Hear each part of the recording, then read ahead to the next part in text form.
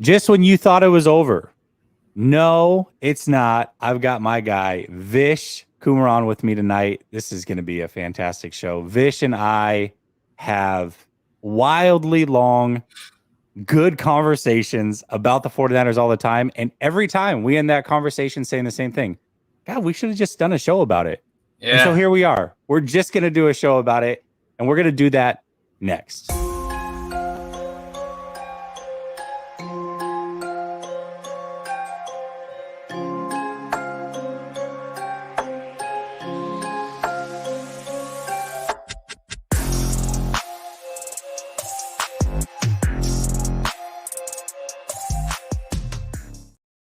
All right. Welcome back to Last Second Sports, where we are giving you our take down to the last second. I got my guy Vish with me tonight. It is a very, very special night. What's up, Vish? How you doing, man? What's up, Jesse? Thank you for having me. I'm so excited to do this with you. I'm so excited for us to do a show.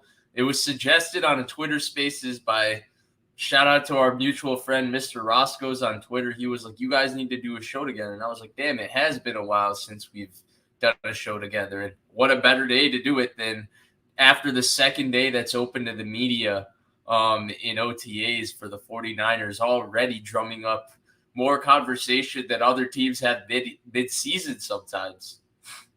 Shout out to Third String All-Pro going into your stream to say Purdy and then coming into my stream to say Purdy, let's go. That's dedication, my man. That is dedication. How do you tell who's commenting on which stream? So if you look right above, at least for me, I don't know what it shows for you, but it'll have like the YouTube symbol next to their name, and then right above it, it'll have a paperclip. Oh, I'm seeing it. So I don't know if you see it or not, but that's so it'll tell you which stream it's coming from. Okay. Shout out to Third String All-Pro. I appreciate you commenting in both spots.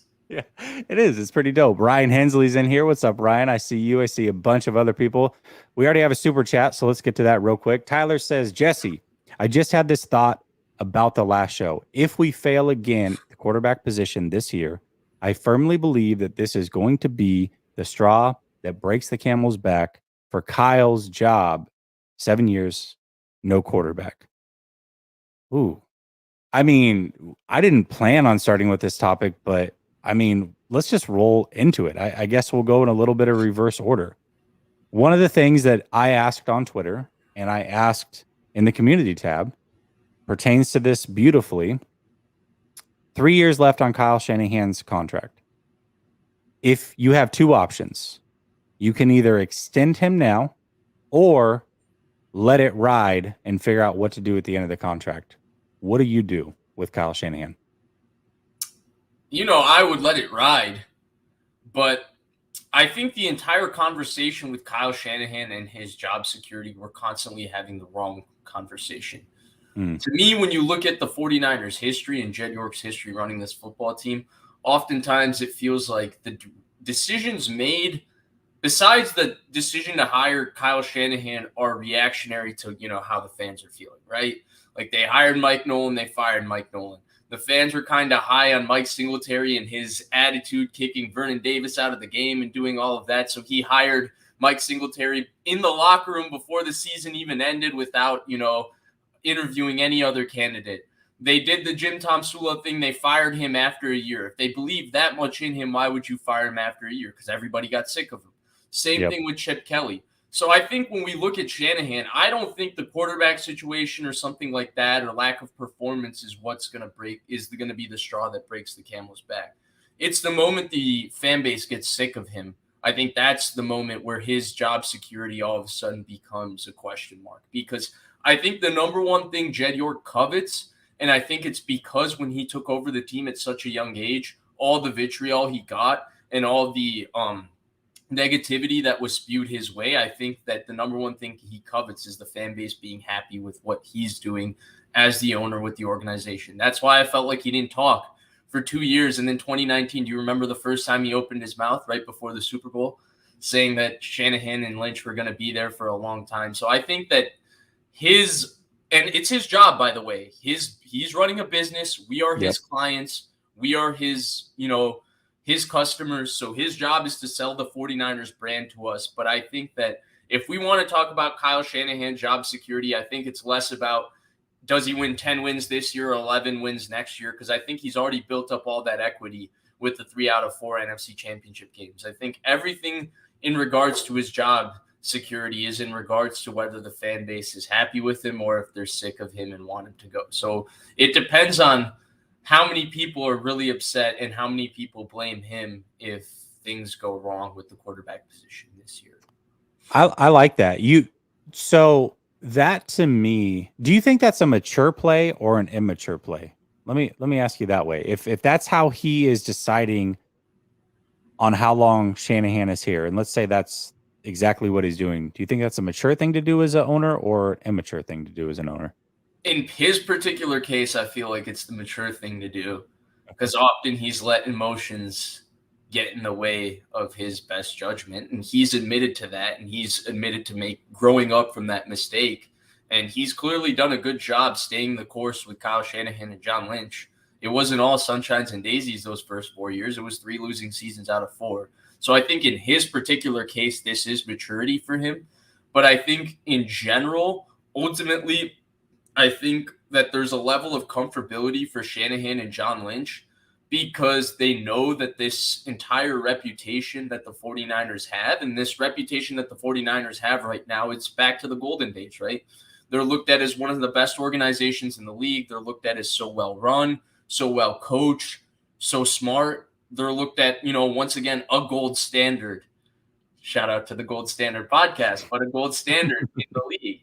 And so I think all of that is not because Jed York has come in here and built a culture based on what he has done. No, they've inherited a rich history, and it's all what Shanahan and John Lynch have done. They've completely turned around the perception. It's a 180.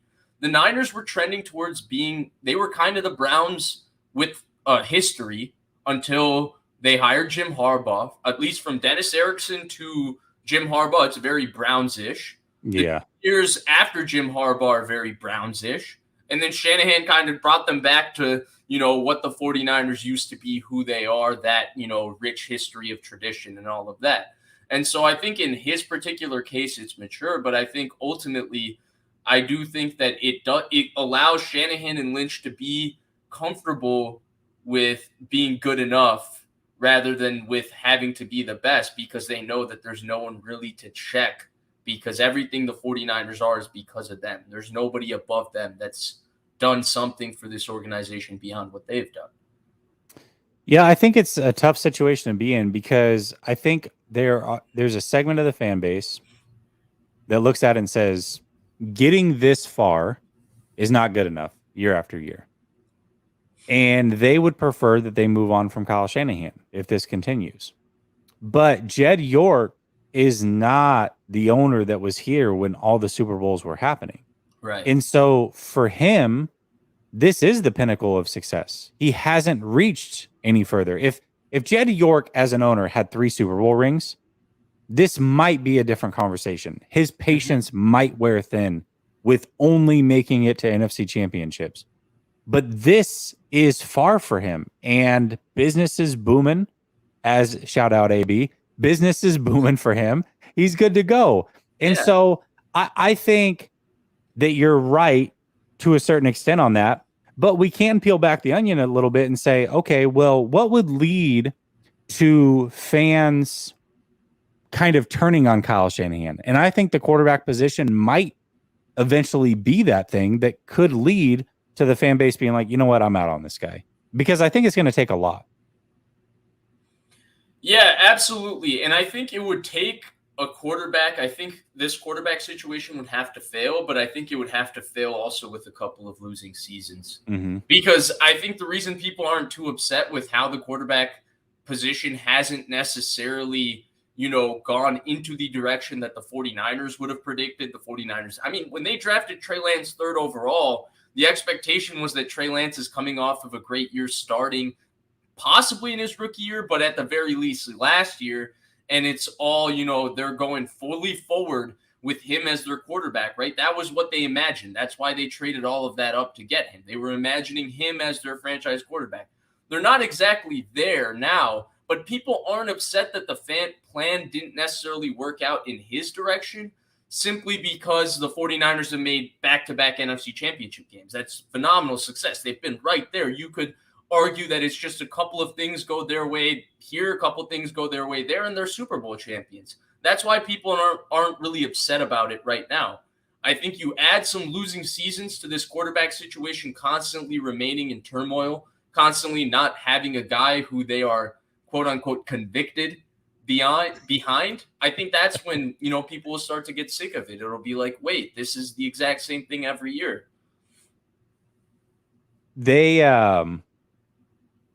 It's interesting because with them winning right now, most fans look at them going as far as they have without the quarterback as a feather in Kyle Shanahan's cap versus pointing the finger at him as to the reason that there isn't the quarterback. It's like they completely separate when it comes to the development of a George Kittle or a Fred Warner or some of these other late round picks, Talanoa Hufanga. It's like, I mean, look at the roster Kyle's built. But when it comes to the quarterback position, it's like, well, look at what he's working with. Is he building the roster or is he not? So you're right. I do agree with that in the sense that if they start to lose, then people start to really figure it out. And they're like, hold on a second. You're the reason that the quarterback is the way that it is. Now you're not winning in spite of that. Yeah, I'm out. So I agree. And I also think, depending on what John Lynch does, obviously he could choose to go back to TV at any time. But if he gets fired by the 49ers, that's when Kyle's on the hot seat. Kyle's not going to get fired before John. It would be the other way around. So if John got fired, then that Kyle's truly on the hot seat. So that is the sign that you're looking for. I don't look at it that way. Okay. Because if John gets fired, I look at it as Kyle got sick of John. I'll say, John, get out of here. I'm done with you. I don't want you anymore. We had our thing. You did your job. I can't handle you anymore. But I do think if he gets fired after a losing or after a winning season, okay. But if he gets fired after back-to-back losing seasons, then it's like, all right. Oh, I think that would definitely up the pressure on him. I do think that when you bring up this thing about him and the offense, he's often compared to Andy Reid, right? Because Andy Reid had that historic run of non-Super Bowl success in his early stints in Philadelphia. You could argue a lot of their organizational structure that exists today was because Andy Reid established it over the course of the 12 years he was there. Then he went to Kansas City and he's ultimately built, something, and he finally found his quarterback and won a Super Bowl with Mahomes.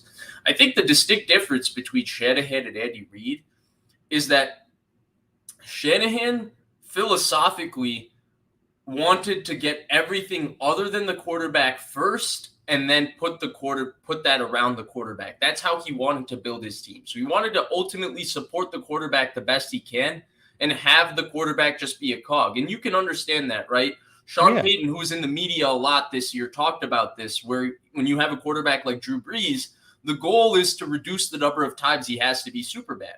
And that goes for any quarterback. You want to support them the best you can because at some point, whoever the quarterback is, as we saw with Jimmy Garoppolo, they're going to have to put the cape on and be super bad in those big games. Garoppolo wasn't capable of stepping up to those moments, but the 49ers certainly supported him enough to avoid those moments until the most critical junctures of their season, right? That's why they advanced so far, despite him being an inferior quarterback than a lot of the ones they faced.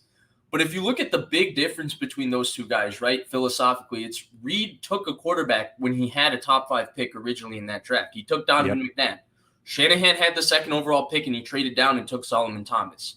He had a second top 5 pick that I don't think Andy Reid got in his tenure in Philadelphia until later when they took Lane Johnson. And with that second, you can't, really argue there wasn't really another quarterback after Kyler Murray worth there. And, of course, Nick Bosa is really special. Then also when Reid went to Kansas City, the first thing he did was acquire a pretty half-decent veteran quarterback in Alex Smith. We can argue whether Alex Smith is good, Alex Smith is bad, but I think a lot of people feel like Kyle Shanahan could have won a lot of games with Alex Smith the way Andy Reid won a lot of games with Alex Smith. But that was the first thing Andy Reid did there as well. Shanahan, when he came to the 49ers, he didn't acquire a veteran quarterback immediately. He got Brian Hoyer, and he was going to wait it out with Brian Hoyer and C.J. Beathard to try and acquire Kirk Cousins the next offseason.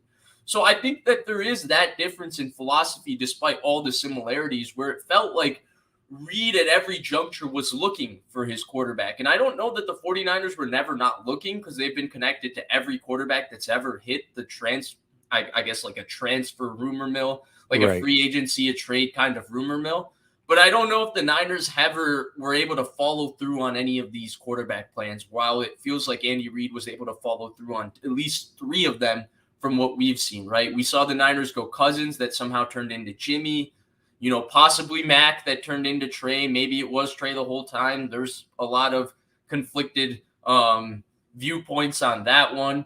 But, ultimately, even the Trey plan, right? The Trey plan, which was what was supposed to happen when he was drafted, they haven't followed through with that yet. Now they have a new Brock thing going. So I think that's just a very interesting distinction between the two, and we'll see whether Shanahan ultimately figures it out this year between one of these 3 guys.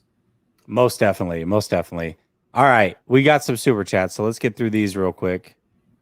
Toby says, nothing against your guests you have today, but my favorite guest of all time on your show is Ryan. You guys need to do a weekly show. So that's Ryan from his burner account. And then, I'm just joking. And then John B comes in and says, Vish, Ryan, and Jesse and Grant are the best Niner content creators. Look at that. Vish is the GOAT. Ryan comes in on his actual account and says, Vish is the man, Toby, but I appreciate the compliment. How many minutes in between the switch for Ryan? How long did it take for him to go? It was, let's see, we got a 10:38. It was quick. I mean, he went 10:38 or 10:37, logged out, logged into his actual account, and then dropped it. That was actually pretty impressive. He's a professional. He's got the face code, password, portfolio with all its passwords saved so that he could quickly get in and out of the accounts. What's funny is one time I was going to comment on one of your shows and I couldn't, and it said you have to be a subscriber. I'm like, dude, I subscribed to Vish's channel. I couldn't figure it out. I'm like, what is going on? So I'm like, subscribe. Like, what the hell happened? And then I realized I was on my second channel's account. And so I was only subscribed on the first one. I was like, oh, okay, that makes a ton of sense. So there we go. Dude, by the way, I've seen the second channel. Talk about business is booming. It's doing all right. It's doing all right. It's good. I'm a big fan of the videos, by the way. I'm a big fan of the music with your voice going with talking about Justin Fields to the Colts. I thought that was a good idea. I like the Rodgers to the Jets video as well. Big fan of the second channel. Thank you, man. I appreciate it. Randall comes in on your channel. Speaking of, he goes on both channels. He said, wanted to be fair and send both of my favorites when it comes to the 49ers talk super chat. That's nice. Let's go. And then he comes back over here and does a smiley face. So appreciate that. Love that. Then Frankie over on your channel says the same fans calling for Shanahan's head are the same ones who thought Jimmy G could win a 49ers Super Bowl. Yeah, maybe. I don't know. Brother Bob says, Vish, you good, bro? Pig in a pickle had you up late rambling. Dude, you guys, marathon shows. My gosh. It's insane what you guys do. It's actually impressive is what it is. It's and very I've actually noticed that it's funny because people criticize my buddy Rob Guerrero a lot because he loves talking about the 49ers quarterbacks.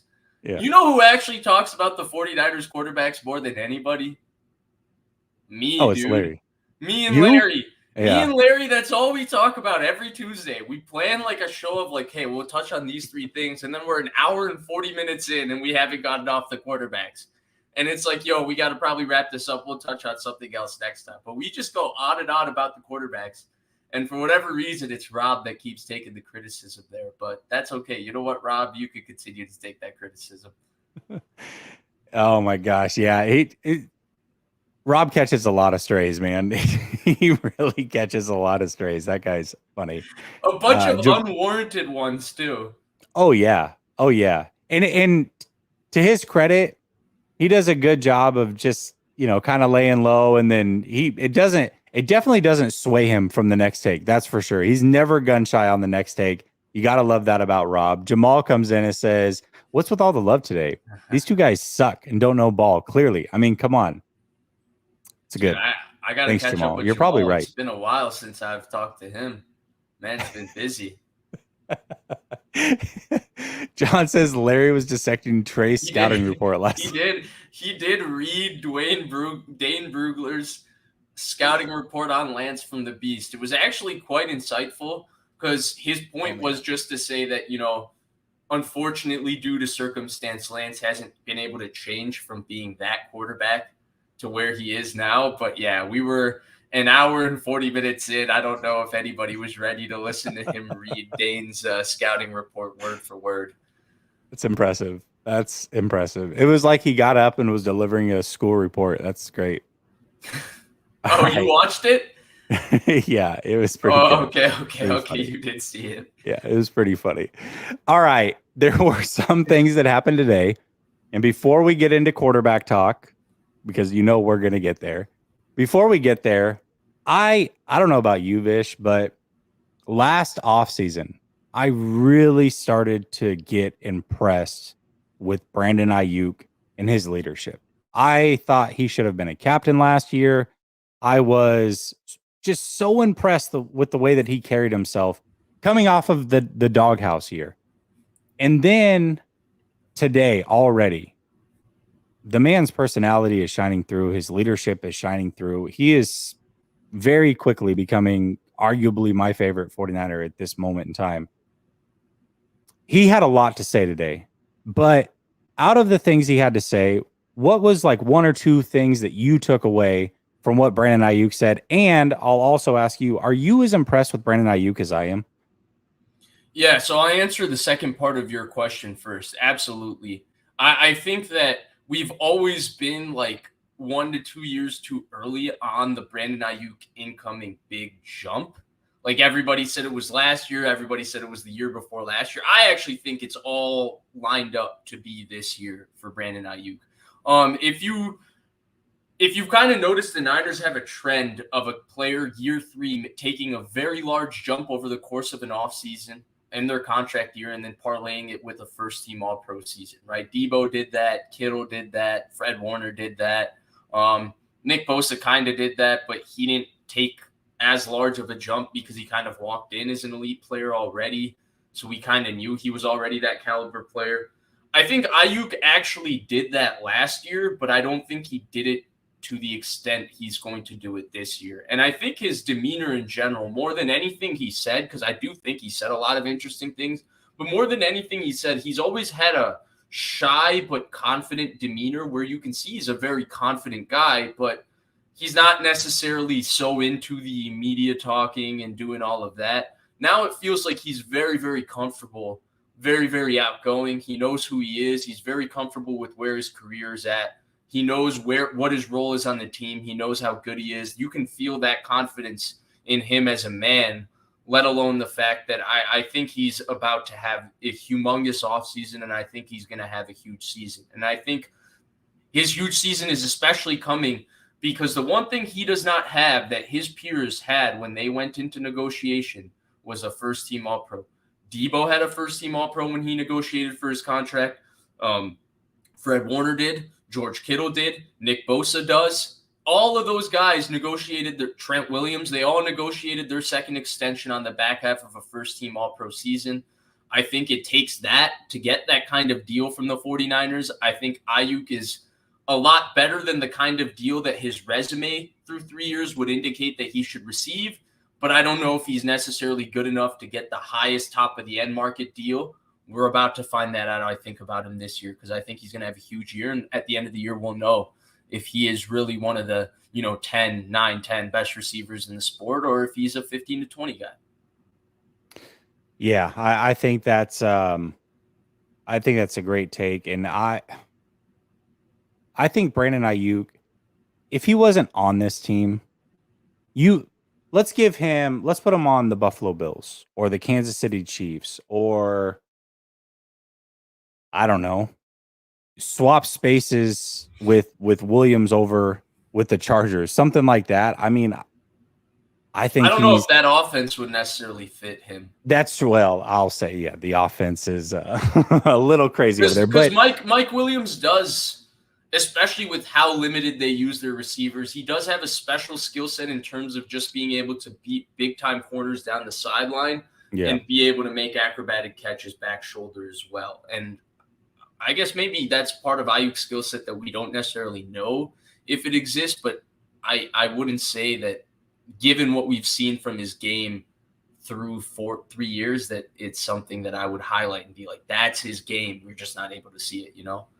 He just routes people up, man. He's got Exactly. like, yeah, if you're taking the bet, but that's the thing is he does everything well to me. I mean, he separates, he gets He's the drop great sometimes, after the catch. but he's great after the catch. He does You have know what strong it is, hands though, Jesse? in traffic. Here's my thing with him, because I get the argument, and when you look at his talent, you put him on an immediately better team and you give him a larger sample size, his numbers would go up for sure. There's no doubt about it. Absolutely. But I also think there's been opportunities for Brandon Aiyuk to have moments that really put his career on the map, and he doesn't have those moments, right? Like when we think of there's more, even last year, right? Brandon Aiyuk, top to bottom, was hands down the most consistent skill player on the 49ers team. And Tyler is absolutely right. He's also one of the best blocking wide receivers in the sport. It doesn't get enough credit. He seals the edge very, very well. He's a tenacious blocker. He's an outstanding football player, no doubt. But if we think back, Jesse, and we think of the big games had by the 49ers skill weapons, right? We can think of a couple for Kittle where he had multiple touchdowns, right? We can think of definitely a few for Christian McCaffrey. We could think of even one or two for Deebo in a down year where Deebo was, the guy in that skill position as the skill position, player for the Niners. But what's the Aiyuk game? What's the Aiyuk moment where, hey, it was 3rd and 8 and they threw that ball? It's really that Raiders game, right? It's that one drive down the stretch where he bailed Purdy out. Besides that, I don't think he's had that yet in his career. And I think that's all he's missing. Once he has that, Jesse, once he has that Sunday night hurdling over the defender, right? That put him on the map early in his career. Once he has that moment, once again, everybody will be back to saying, and it'll be, I think that's when he will kind of fully take over. I think he needs the confidence from that moment too. I think he's lacking the confidence from that moment too. Yeah. I mean, do you think CeeDee Lamb is just clearly a better receiver than Brandon Aiyuk? I feel like those two are going to be compared because obviously same draft class, whatever. I feel like Brandon Aiyuk certainly is on CeeDee Lamb's level. Do you agree, disagree? From a skill set standpoint, I think so. Yeah.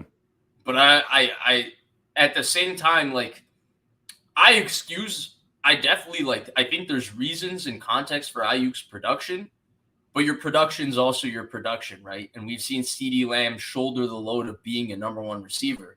And that means you have to come in every game and do your job, right? And consistency was an issue for Brandon Aiyuk early in his career. He seemed to have rectified that last year when he was the most consistent weapon on the 49ers. And I think if he has one more season like that, yeah, I don't see why he wouldn't be ahead of CeeDee Lamb. He's got a little more juice than CeeDee Lamb, for sure. Yeah, definitely. Well, Brandon Aiyuk himself said he's about to take off this year. I think he is. I love it. I absolutely love it. I also love the way that he talked about Jair Brown. I don't know if you caught that portion of it. Yeah. Talked about all the interceptions that he's gotten. And then he threw in an interesting tidbit towards the end. And I know that when we were talking backstage, you said you didn't necessarily make it through the whole thing. So I don't know if you caught this or not. About Luter? That was interesting too. Actually, we could talk about that for a second because that was actually really interesting. The way that he called it. What is he, number 28? I don't know. Right. But what I later found out was that 40-yard pass from Trey Lance was on Luter. Oh, okay. I didn't know that. Okay. Yeah. Okay, so that makes it actually even more fun because it does two things. One, it doesn't eviscerate him in front of the media because he knows he caught that ball on Luter. Let's be honest. And two, he's basically telling him, hey, man, you're just number 28 to me. You haven't earned a name from me yet. So I love that. And he did both simultaneously, whether it was intentional or not. He did both simultaneously and he did it beautifully. And I think that's a great way to lead and motivate as a teammate. But the last thing he was asked, or one of the last things he was asked was, are you going to work out with Trey Lance this offseason? And he said, yeah, we're trying to figure out the details now. But I don't want it to be like last offseason where it was just he and I. I'm trying to get as many people there as possible. So I'm trying to figure out where Kittle's at, Deebo's at, and some of these other guys, trying to make it a whole team team type of vibe. So that's just, man, get that man a captain's patch already. Can we make that happen? Because he deserves it. I think they're going to have to rely on his leadership a lot too this year. Because to me, he's the one guy in the offense that hasn't been paid. So he's the one guy with the most urgency. Like, you could feel Deebo's urgency right before he got paid. You could feel Kittle's urgency before he got paid. You can feel that with any NFL player, and you can't blame them. And so, absolutely, I think that his leadership is going to be impactful this year. And I agree with you. It was very impressive, the fact that he mentioned that. Speaking of Deebo, though, I did think him showing up and being present at practice was a really nice welcome sight, because I did notice when Kruger asked Matt Barrows about it, when he interviewed Matt Barrows seemed to indicate that of the players that were gone, the 49ers would have preferred if Deebo wasn't gone and he was just there working out with them, because they like to keep an eye on his weight. Yeah, I think that's clear. I mean, he's not – if you compare him to Trent Williams and Bosa, Trent Williams has been in the league forever, and we've seen his offseason workout. It is incredible. I mean, just the way that guy moves is unbelievable. There's no professionalism question ever with either of those two guys, right? Zero. Literally zero. And Bosa, I mean, just look at the dude's quads. We know how he works. Deebo's the one that always has questions like, is he in shape? Is he not in shape? So, yes, I'm sure that I don't know if this happened, and if it did, it probably wouldn't even be reported on, or maybe it would have. I almost wonder if they put something in his contract, a clause of some sort, like a weight management clause. If not, they probably should have, if they're that worried about it. I don't know. And we've never been given an explicit reason to question whether Deebo, what his weight is. A lot of people say, well, I think he looks a little bit rounder here. I think he looks a little bit bigger there, but that's not really how you tell, right? We're not. His body type is different too. It's just so different. And I do think in some ways the injuries are a part of how unique he is, because there's not, right? We're talking about Anquan Boldin and Percy Harvin having a baby. He moves like Percy Harvin. He's built like Anquan Boldin. That's not a normal combination. There's a reason Anquan Boldin moved like Anquan Boldin. And there was a reason Percy Harvin was built like Percy Harvin. So it's a unique combination. I do think the one thing with Deebo that I always fall back on is that it seemed like after 2020, what happened with the broken foot, and mind you, in 2020, he was coming off of a very strong rookie season, and he did have a strong season for the 49ers when he was healthy. In that season, when he was healthy, he was arguably their best skill player, and that was a down season for him. But like the Washington game, when he got hurt, the first play on the end around, he comes in, pulls his hamstring. The Niners, it felt like the life was taken out of the football team the moment he got hurt. He single-handedly beat the Rams' #1 defense in LA with Nick Mullins as his quarterback. So he was still playing, pretty well, but it felt like the Niners didn't want to pay him, right? At that time, a lot of insiders were speculating that he might not get a second contract. Shanahan and John Lynch were critical of him when he, in their end of the year press conference, indicating that they didn't like how he managed his body once he had that foot injury and everything like that. They felt like it compounded the other injuries that came about. And so I think when you include all of that, despite the fact that he did get the extension and he did have an all-time great season, the fact that we had that indication a year ago always has me, on warning signs with what's going on with Deebo. And he did have a down year last year. There's no doubt about it. He did. He had a down year. Yeah, I mean, especially coming off of the year prior, which I think as 49er fans, we don't want Deebo to have another year like that. Right. Not because we don't want him to be great, but we don't want his usage rate to be that insane. If we want him to live out this contract, we know how physical he is. We want him to have a lower usage rate and produce at a high volume. Like that's basically would be the best of both worlds. That's what we need from Deebo Samuel, no doubt about it. And I do think they need Deebo playing his best. I think they needed it in the playoffs. There's a different energy to this football team when Deebo's rolling. There's a different energy to it. I don't know if Bolden, it depends how you define. If better hands just simply means the fact that they catch the ball more consistently, then absolutely. I think Deebo has. You're saying more contested. Exactly. I think Deebo has skilled hands. Like, we've seen Deebo make strong catches with his hands away from his frame. Now, he doesn't have the longest arms, but he can catch the ball away from his frame in traffic. Like, he really can. He just drops a lot of passes. And Bolden, of course, had never dropped any, so for sure. But I don't. Deebo's like concentration drops. It's not because he doesn't have good hands. It's the Kendrick Bourne conversation. Yeah. Remember when Shanahan was explaining how he has good hands, but that's not why he's dropping passes. Like, he's got skilled hands. Some of the catches he makes with his hands, not every receiver can make, but he just needs to focus and make sure he's consistently, bringing that ball. If somebody is right there challenging Deebo, he's going to come down with the ball. That's going to happen. He's not going to drop it in that situation because the concentration has to be there. So that tells me that when he's running a slant and he just drops it, he's probably shifting his eyes too early and just dropping the ball. I mean, his hands are really good in those contested catch situations, but also Anquan Bolden wore cutters, and those are the best gloves of all time. So he and Frank Gore had the white palms with the red back. Oh, those were so clean. Nobody had cleaner gloves than Frank Gore.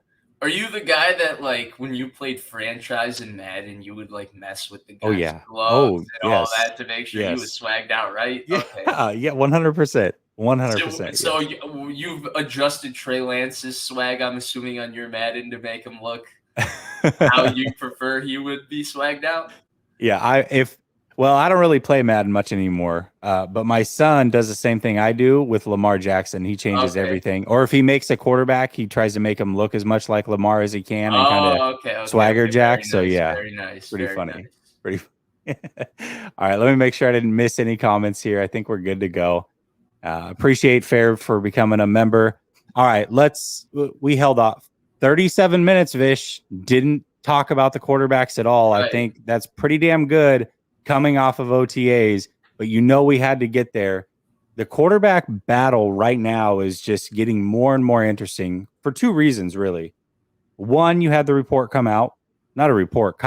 It was out of John Lynch's mouth that Brock Purdy threw one time this week, and the returns were great, and that they are still expecting that he'll be back or hoping he'll be back by week 1, but he has hurdles he has to clear, much like what Kyle said last week, that he has to overcome a couple weeks of competition before they just throw him out there, which is good news.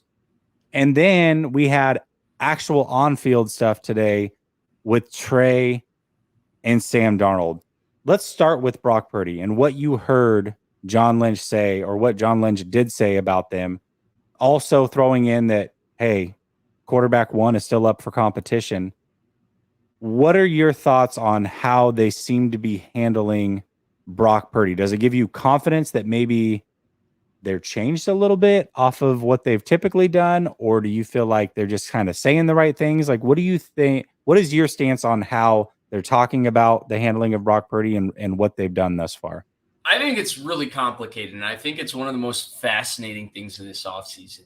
Okay. Because it feels like with every media obligation that either Shanahan or Lynch do, they either add pressure to him or they take a little bit of pressure off of it. And it feels like every other interview does the same, does the latter. But it's all to either build up his return, or if they feel like the build-up's getting too much, hey, let's take a step back, let's not rush this and all of that. And I think what's been fascinating is amongst all of this, Brock's poise seems to be steadfast, and he doesn't seem to be rattled by this conversation. The questions don't seem to bother him, right? Like, for example, and I do want to talk to you about this because there's an interesting topic here. When Trey Lance is asked quarterback questions specifically about his mechanics, you can see it bothers him. He doesn't like those questions. He doesn't answer those questions. Brock Purdy, on the other hand, this line of questioning that should bother him, right? Like, when are you going to return? That's annoying. He's injured. He's not thinking that far ahead. He has goals of when he wants to return, but he understands the reality of his body, that he can't put pressure, that it has to all be ready at this date because it just might not be. And so when you have that, I think he's maintained his poise generally exceptionally well at just telling the media, no, this is a day at a time, and I'm going to find out then. I have goals, but I'm just going to keep taking this a day at a time.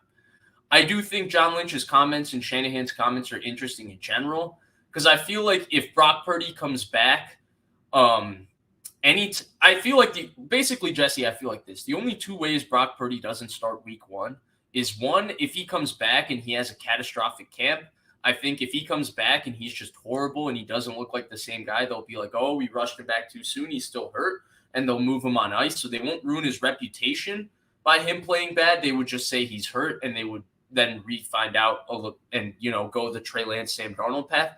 Or if he just doesn't simply return in time to get enough reps for week one. I think those are the only two options on why he doesn't start week one. I don't know if Trey Lance and Sam Darnold can really do enough in this competition to put themselves in a position that they go beyond him, unless they do it in games where they do what he did, right? They go 3-0, they start 4-0.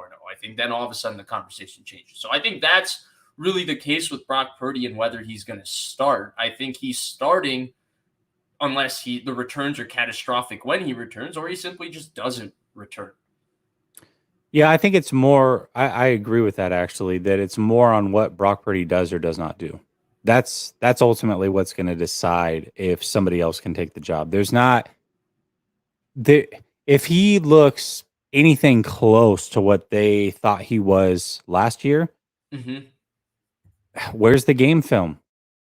For Sam Darnold or Trey Lance, you're going to need that to overtake him. And so I agree with that wholeheartedly. One of the things I should have brought up that Antonio brings up from the last show when we were talking about Kyle Shanahan, and I guess it can pertain here. To me, as long as it's not Sam Darnold, I'm good. I'm good. And I feel like most of the fan base falls in this area as well. I think there are some people that are like anybody but Trey. It's kind of a weird segment of the fan base. But for the most part, I think people are either like, give me Trey Lance, give me Brock Purdy, or give me either. But good God, please do not give me Sam Darnold. Do you agree with that? Or do you feel like if Sam Darnold started that people would be like just perfectly okay with it? Yeah, I think simply if you ask me from, hey, where are my emotions at as a fan? Like, absolutely, I don't fucking want to see Sam Darnold. No way. Like, why? What am I going to gain of seeing a year of Sam Darnold play marginally decent with a great team? Like, so that like the 7 people that really liked him before the draft can finally feel vindicated for the 18th year in a row that they've been hyping up Sam Darnold in an offseason. Like, oh my God, finally Sam Darnold took the next steps. Like, sure, from an emotional standpoint, absolutely. But if I look at the 49ers situation from purely logic, do I understand where they're coming from on why Sam Darnold's on this roster? Absolutely. I get it. Now, do I think it's what they should be doing? No, I don't. I think what they should be doing is finding out what they have in Trey Lance all the way all in until Brock Purdy gets healthy. Okay? I think that's the only thing that they should be doing. They're clearly not doing that. They're finding out what they're doing with Trey Lance, but they're hedging the hell out of finding out what they're doing on Trey Lance, right? So I think I understand both of that. But I think ultimately I read Larry. Oh God. My bad. Jesse. You're good. I read Larry on my bad. I read D'Angelo's Old comment. habits die hard. You just did a 4.5-hour show with Larry last night. I get it. I know. But yeah, not that you and Larry look alike, unless you feel like you like how Larry looks, in which case maybe I want to look like Larry. There you go. Don't know. Exactly. Before this takes an extra weird turn, what I was basically saying was I get why the 49ers would, hedge that, I get it. I get why they don't want to take that risk, because I think there's an expectation with where they would like Trey Lance to be. And I think if he doesn't match that expectation, they no longer feel obligated to put him on the field because they feel like Brock Purdy has changed whether they need to find out exactly what Trey Lance is for sure. They're completely okay with finding out. Don't get me wrong. If he plays well enough to start, I don't think that's a situation the Niners necessarily are trying to avoid. But I also don't think they're actively trying to anoint Trey Lance as the guy the way they tried to do, last offseason before. Oh, there we go. Look at that. Actually, somebody says Hensley's in the house. Hensley has a take that I really actually agree with here, and I want to get your thoughts on it since we're talking Mhm. about the quarterback spot. He feels like whoever starts week 1 is at a disadvantage to potentially holding the job for the whole year because of the way that the 49ers start. In Brock Purdy's situation, he would be coming in with maybe, some competition, but not a whole offseason to develop and get kind of his wings under him and become a better player necessarily. He's been rehabbing all offseason. I've heard you talk about that as well. And, then you're coming in to a tough defense week 1. Really, I mean, if Brock Purdy looks anything less than 33 points a game and a win, his stock could go down a little bit. And then for Trey Lance, I mean, you started out rough last year. You've had up and down starts in your all 4 starts that you've had, I guess. And again, the team starts out slow. They're not necessarily used to the style of play that Kyle Shanahan's going to run with you. And so, he would probably be at a little bit of a disadvantage, especially with Brock Purdy looking over his shoulder. So, do you agree with that assessment, or do you think something completely different there? Not entirely. I think that week 1 game is kind of a doozy for whomever starts. Hmm. I've been on record with that. I think that Pittsburgh game, it's a bad place for the 49ers to be week 1. Go cross country, tough place to play week 1, storied franchise. They're going to be a home underdog under Mike Tomlin. What do you think is going to happen in that football game? Look at what they did last year. They went to Cincinnati. Look at what they did to Joe Burrow in that offense. Look at what TJ Watt did week 1 of that game, right? What do you think he's going to do to Colton McKivitz? Look at what they did the year before. Buffalo was the prohibitive Super Bowl favorite, right? Coming off of the COVID season. Josh Allen had taken the next step, and they went into Buffalo and they beat them with Ben Roethlisberger a few weeks or, a year removed from having Tommy John surgery. Yep. So Pittsburgh is going to be a tough team for them to play week 1, and I think it's a bad matchup for them regardless of who plays quarterback. But I don't know if it'll be entirely difficult for whomever gets the start to hold the job, honestly. I look, maybe they're going to have another bad start on offense because everybody gets hurt. Maybe. I think that there's going to be a level of intensity from the 49ers to try and rectify what's been back-to-back years of slowish, sluggish starts. And so I wouldn't be shocked if, there is a faster start this year post Pittsburgh, but I do think that Pittsburgh game, it's seeing ghosts for Sam Darnold.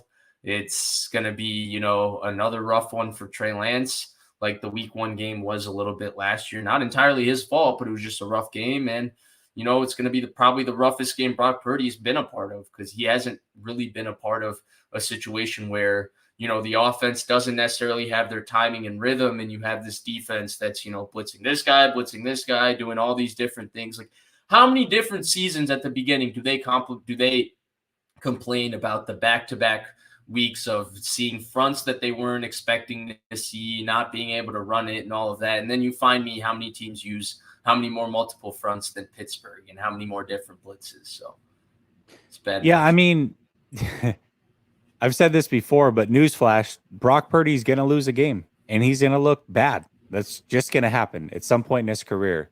And coming off the magic of last season, if that happened to be week 1, the luster can run off real quick. It's We've interesting seen it with because 49ers quarterbacks in do you this fan remember base. with Jimmy when it happened?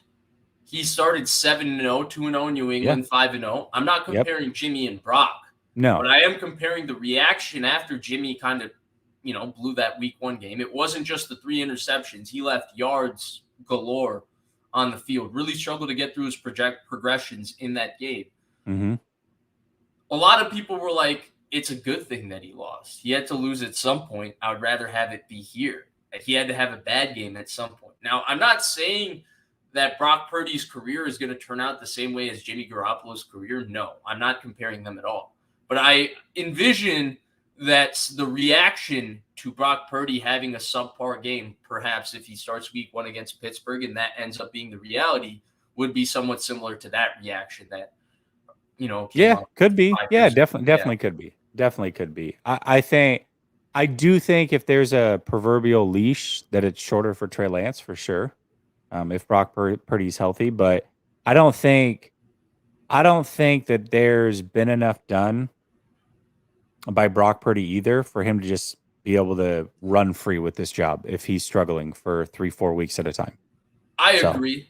I don't know if that equity is there for any quarterback. And while we're on that topic, I think that's one of the more engaging hypotheticals from the year before, right? Because I think what we didn't get to see is Trey Lance playing back-to-back games, right? So we didn't get to see really, hey, this is Trey Lance game one, and this is how he grew after. We're unable to really even envision what his growth could be like because he gets hurt right before we get to see a long-term idea of him playing football together, him playing football back-to-back consecutively.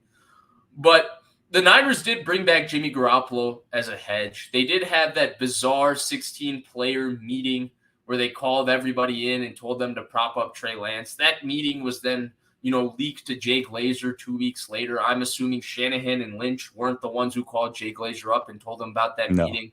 I'm assuming that was some of the veteran players who were asked to be a part of the meeting that relayed that information to Jay Glazer. There was the Mike Silver quote after, the game with I'm not going to say we're a better team, but you can say we're a better team. And there was the tension after week one. How long do you think the leash would have been for Trey Lance last year? I mean, I think a lot of us, you and I, like to envision that he would have just kept getting better. Like the Bears game was going to be the worst of what we were going to see from him, for sure, right? And so I think that's why we looked at it as, man, we missed that opportunity to see it. And that's our outlook on it. But I do think there's also a sanction of people that it felt like even if he continued to play, it would look more like the Bears game than what we think it would look like. So let's say it did look more like the Bears game. How long do you think the leash would have been for him? Because he's a little different from Purdy because that was his first year starting after the 3 first-round picks invested in all of him. He was named basically the franchise quarterback throughout the offseason. It's a little bit trickier for his leash because you would envision it to be longer than the one we just discussed for Brock Purdy, right, in that scenario?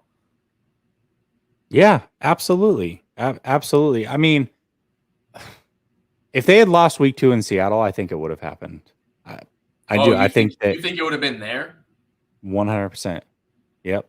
I Really? think it would have been that quick. I think they would have had to give him more than 2 weeks. I don't know if the locker room would let it happen. I mean, okay, let me ask you this. If let's say they won week 2 because they were on pace to win that game. Right, they were going to win that game. By all intents and purposes they were going to win. So, let's say it looked pretty good. They win week 2. But then he has the same exact game that Jimmy had against Denver. You think it happens then?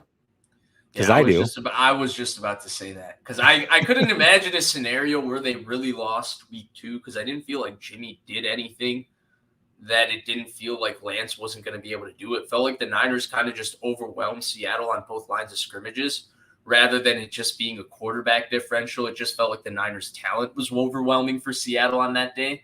But I do think if he had the same game on Denver, with the Denver game on national TV. But man, you know what, Jesse? If they didn't stick by him in that situation, they never believed in him in the first place. Because you know what? If you draft a quarterback, you have to stick through those kind of games because you're not going to know if he's a franchise quarterback unless you get to see his bounce back from that, right? Every career is going to have its peaks and valleys. You have to see the guy bounce back from the valleys. So, man, gosh, you kind of put me on the spot because I really do agree with what you're thinking, but then it contradicts what I think of how the Niners should feel about Lance. Absolutely. That's not a logical way to go about developing a guy who you drafted that high for that many picks. But based off of everything that they've shown, it does seem like you would have to lean towards them going against logic. I mean, right. They've kind of done it the whole time through with Trey Lance. If we're being real, I mean, yeah, he had his chance last year, yada, yada, yada. Who knows how long that proverbial leash would have been, but man, I just feel like if he had played the way that Jimmy did in Denver after beating Seattle and then having the, week 1 game. If he had the performance that Jimmy had against Seattle too, because Jimmy had a whatever kind of performance, right? It's not like he lit it up for 300 yards and 3 touchdowns. It was like 150 yards, 2 touchdowns. Yeah. It's interesting. It's something we'll never know. We may never know ever, but it is an interesting topic for sure. 49ers Daddy says, Jesse and Vish, the combo I knew I always needed. Brother Bob asks, Nails, do you have inside info? Pertaining to what? I don't, I hear things. I mean, I'm not there, so I can't confirm it, but Let me ask it you just, this, though, because I know you hear things on a particular topic. Mhm. You were the first, I think you did it with Jack Hammer, actually, to interview Trey Lance's original, team of quarterback coaches before the draft and all of that. And so I have an observation about him that I've noticed, and I've been asking people when we do these shows, because generally I think it's fascinating when it comes to him and his psyche.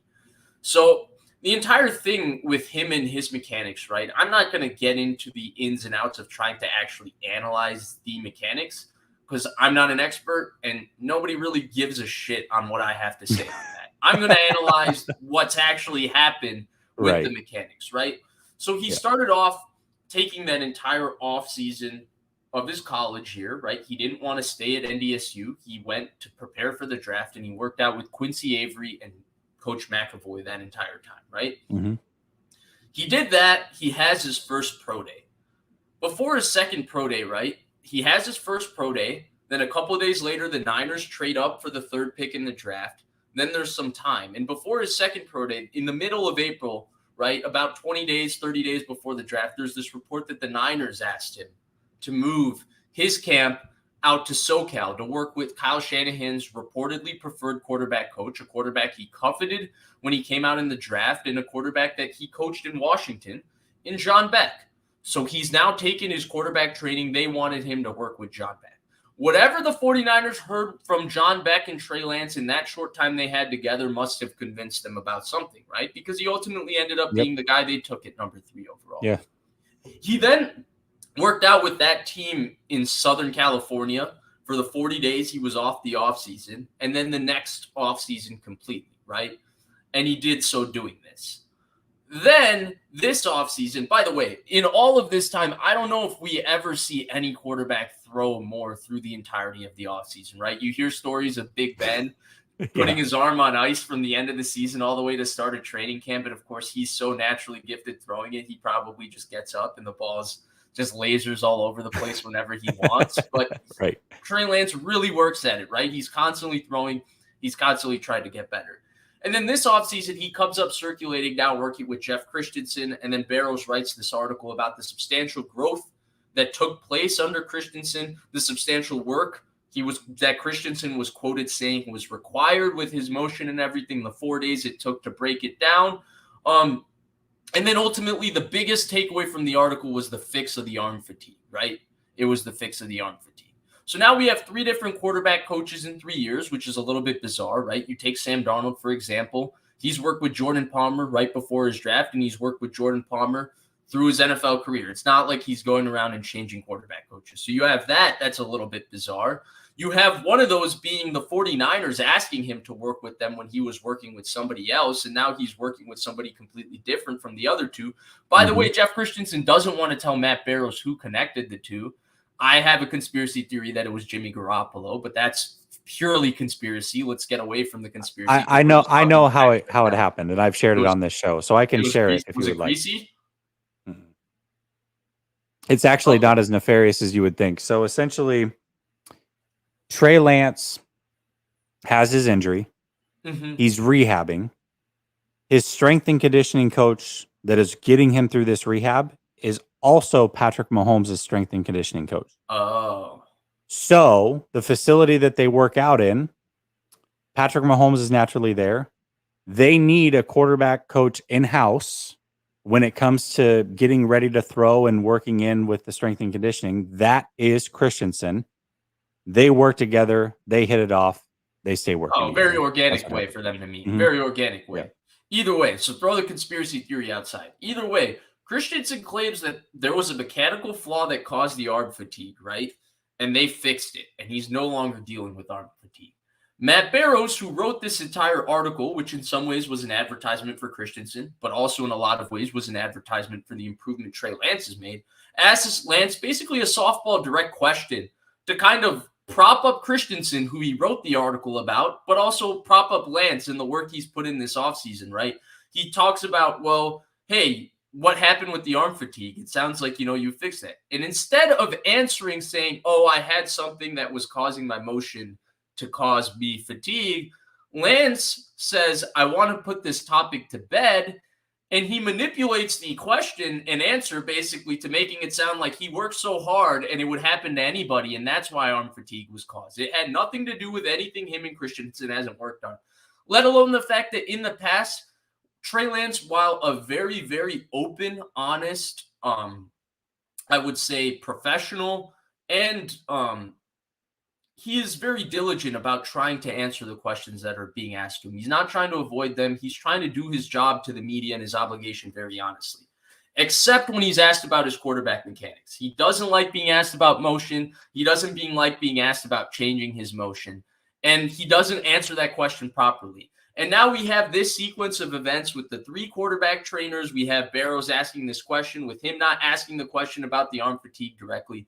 Do you read anything into his psyche with this entire thing? Because I think it's turned into a little bit of a Markelle Fultz jump shot situation with the Markelle Fultz shoulder. Not to that extreme. He's played on the field much better than Markelle Fultz played at that time. But the finger injury has kind of become the Markelle Fultz shoulder in all of this. And it feels like every year we're looking for a new fix. And it feels like nobody knows the answers to it. And it's like, Trey Lance, go find the answers yourself. And it feels like the number one thing he's doing is working to find answers.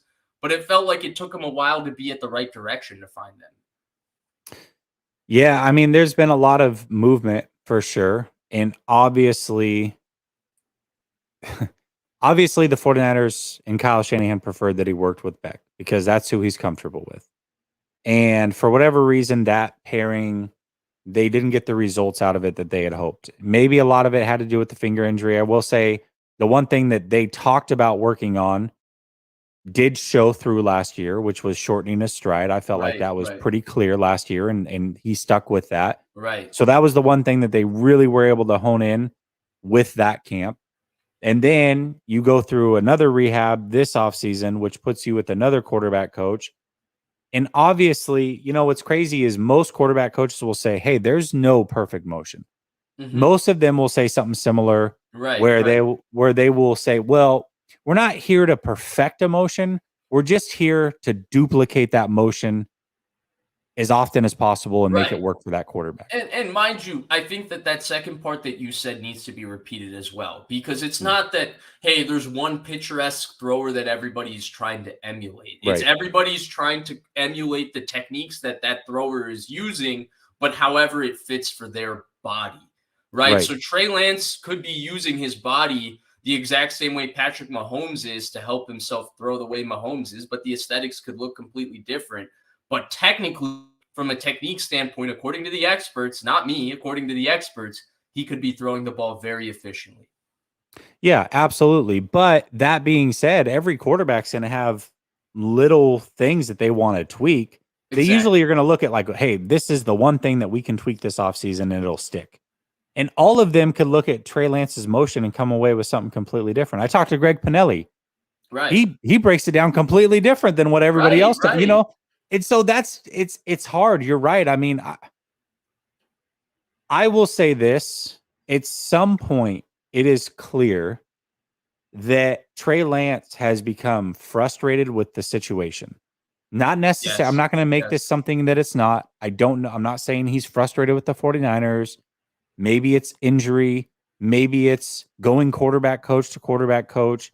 Maybe it's not performing at the level that he expected to perform. I don't know. But at some point, he has become very frustrated. Expectations from coming from Fargo to being the face of the 49ers, all of it, definitely, for sure. There's some, and the reason that is because he had the quote that even I probably didn't spend enough time on, where he said, I'm finally having fun playing football again.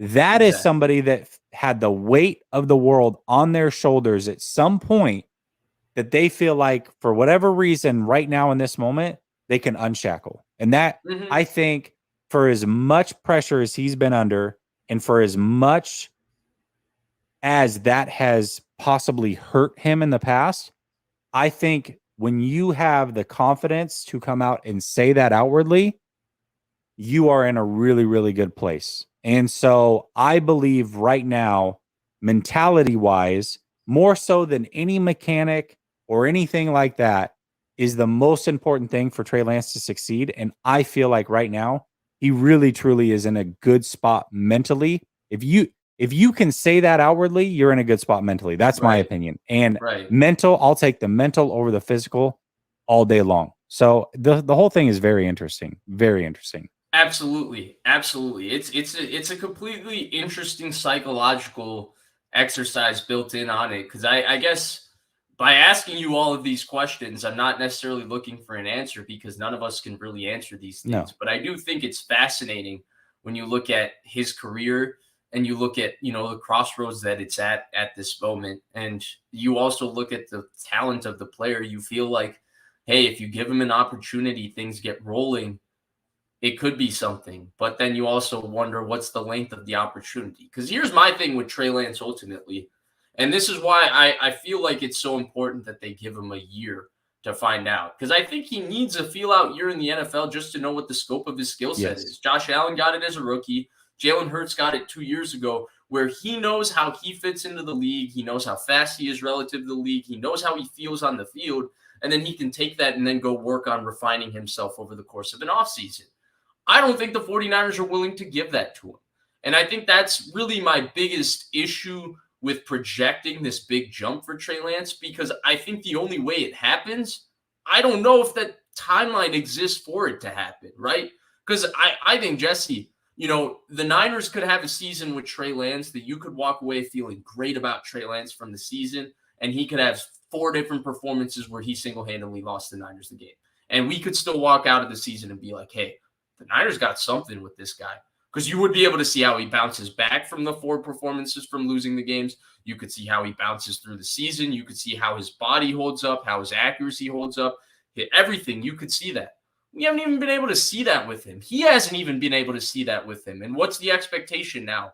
That he knows all those things about himself, that all of that magically just turns around? Right. And that's where I think the expectations are unfair in general on this quarterback room. I think they're unfair on Trey Lance, because I don't know if the opportunity that the Niners have given him can necessarily align to being realistic to the expectations we have for him. And I think the expectations surrounding Brock Purdy and the jump he's supposed to make after rehabbing an entire offseason are exceptionally unrealistic too. And I think there's another fascinating topic that the Raiders gave us with Jimmy Garoppolo. And the Niners telling him he doesn't need surgery, him finding out he does need surgery. Right. Where I think it's so interesting with the Brock Purdy dynamic is, do you remember the end of the year presser that the 49ers gave? John Lynch and Kyle Shanahan were already at the time 100% sure of what the timeline was going to be for Brock Purdy and what surgery he was having. At the time, he hadn't even gotten a second opinion, which he was convinced he needed to delay all of the proceedings. But at the time, the Niners had already started putting just that inkling of public pressure that he's going to come back, right? They do it very subtly. It's very faint. It's not, hey, he's going to come back. It's, we think he could be back, and they threw out July 28th. Why is July 28th important? Because Grant Cohn talks about July 28th for the next 3 days. Jesse talks about July 28th for the next 3 days. Larry Krueger talks about July 28th for the next 3 days. Next time Brock Purdy talks to the media, guess what they ask him about? July 28th specifically, right? So they do those subtle kind of things to mess with the situation. Of course, we have the Mostert situation from last year when he said he felt like there was a conflict of interest between him on his health and what the Niners had. John Lynch pushed back against that heavily. I don't think the Niners would actively put a player on the field trying to get him injured or do that. I think they are also doing what's in the best interest of the player. The issue is sometimes what's in the best interest of the player can conflict with what's in the best interest of the team. We just talked about some concerns I may have with Trey Lance. Are there concerns for you on Brock Purdy, especially now that we have this Jimmy variable, where it kind of feels like, as much as like it's like, oh, Jimmy Garoppolo, the guy who always gets hurt, the Niners screwed him. The Niners screwed him. That's how this situation kind of feels, especially when you throw in people on the Niners beat speculating at the end of the year that the relationship between Garoppolo went from the best it ever was mid-season to completely deteriorating again because the 49ers were upset they couldn't activate Hassan Ridgeway and have an extra interior defensive lineman when they were an interior defensive lineman short versus Philadelphia. You know for a fact that the 49ers thought that he could have played in that NFC Championship game by the point that they didn't put him on IR. If they didn't think that he would meet that milestone, they weren't going to keep him active for a potential Super Bowl. That was not it. They thought he could play by the NFC Championship game. And so there definitely was a soured relationship based off of the fact that he didn't suit up for that game. They thought, maybe they didn't think it the week of, maybe they realized, hey, this isn't going the way that we thought. But when the injury happened, they certainly thought he would be ready by then. Then you have the frustration of the NFC Championship game.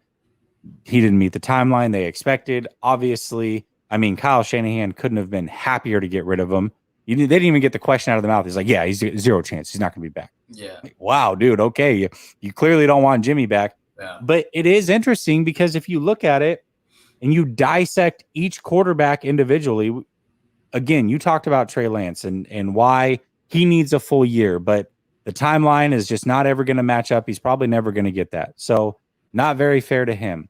Then when you look at Brock Purdy, if the expectation is he's back ready to go week 1, by the way, this is a rookie who had plenty of things that he needs to work on as well and improve on.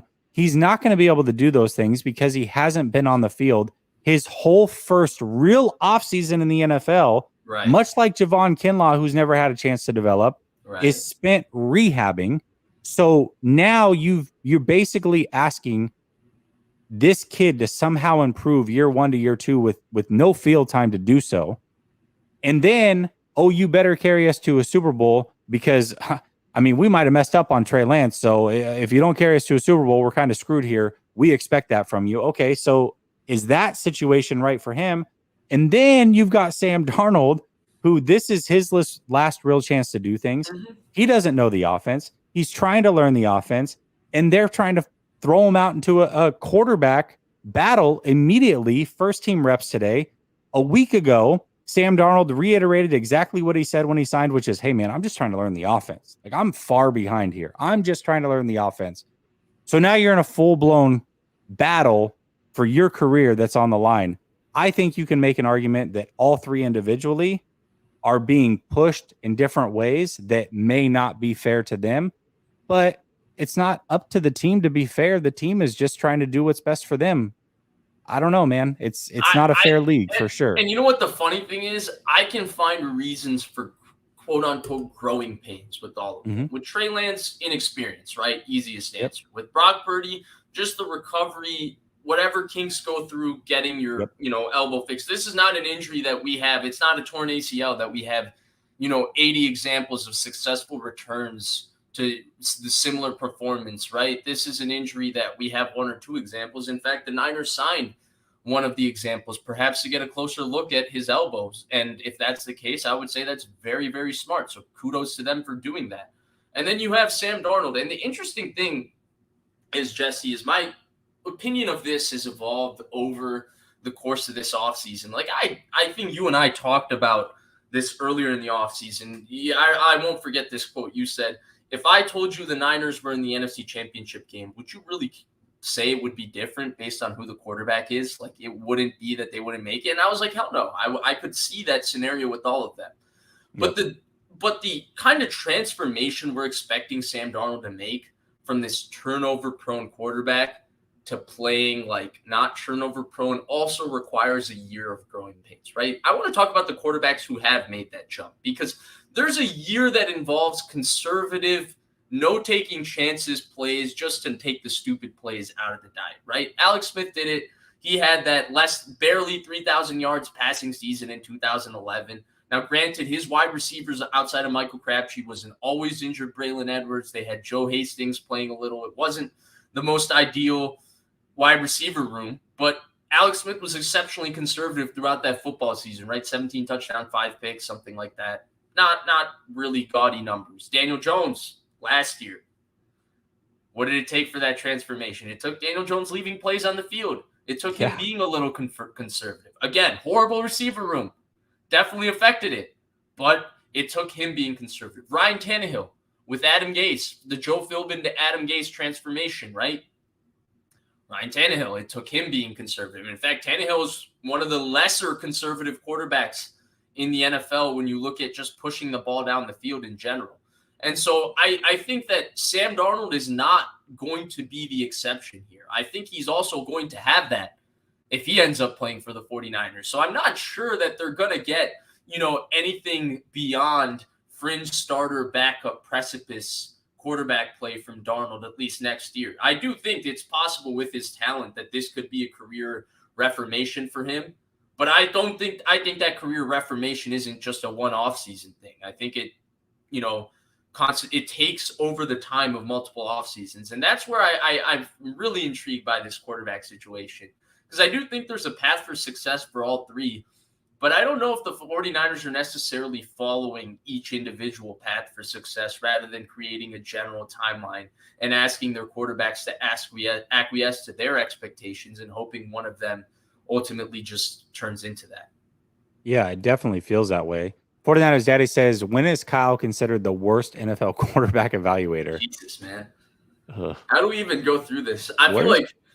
I feel like he kind of just attaches himself to certain quarterbacks just to make it seem like, hey, I saw him before the draft. That's how I always feel about the Josh Allen one. And I'm the biggest Shanahan fan, man. Like, you know this. Herbert, Allen. Yeah. Right. I defend Shanahan over anything. And then when he says, oh, I loved Josh Allen before the draft, and people are like, hey, look, see, you loved Josh Allen before the draft. I was like, dude, you had quarterback with similar traits in that draft that he didn't even evaluate according to him.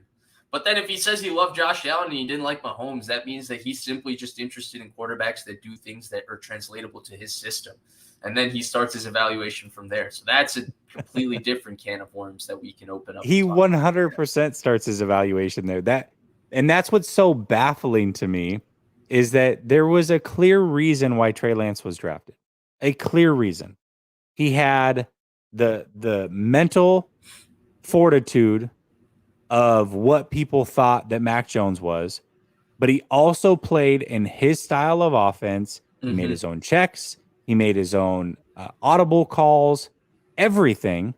Played under center 39% of the time. Kyle saw that and was like, oh, that translates well. That's why he took him over Fields, because he was visually able to see it. But then when he gets him here, he's like, you know what? All those things that I made for the reason that I picked you, I'm going to go ahead and run pistol and turn you into Justin Fields. Like, bro, how did you arrive to this? You picked him for a reason and then changed it. I really think that was a pivot. You want my actual opinion on that? Yeah, please. I think that was 100% a pivot. If you look at how he described him, when they drafted him, he described him as a very natural quarterback. Shanahan has been on record describing that he likes natural throwers, right? I've posted the quotes on Twitters of the different things he said about natural throwers.